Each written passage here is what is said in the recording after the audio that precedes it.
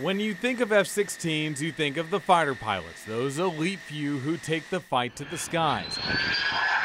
But you already know being a fighter pilot is a cool job. Welcome to your F-16 training.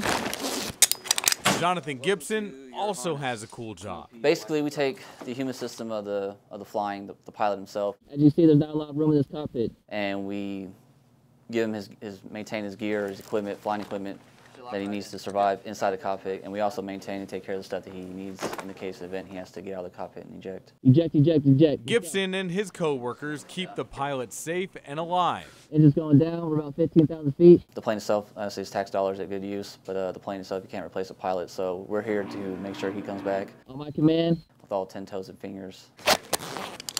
Obviously, I am no fighter pilot, but they showed me all of the gear a fighter pilot puts on. From head to toe.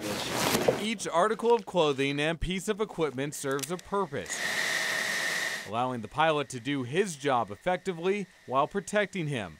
There is no margin for error in this line of work. Everything we do and touch goes to somebody that walks in and doesn't even question our ability, our talent, our skills, our training, and they put the gear on without any questions and go fly with it. The men and women in this group also take care of all of the equipment a pilot would need in the worst and most desperate of situations. Obviously a compass. What they need to find their way. Drinking water, we all need to have. The basic necessities, right down to every stitch in the parachute, all of it falling under their job description.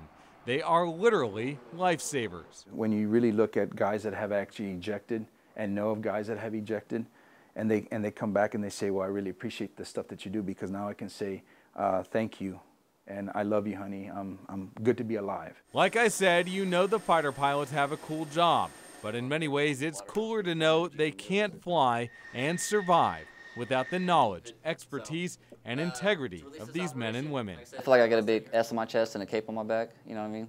I mean, I'm not actually the pilot actually flying the plane, but I feel like I said, being a key component to maintain that, I think it's a cool part of the job. And then you're going to go through the 2-1-2-1 method.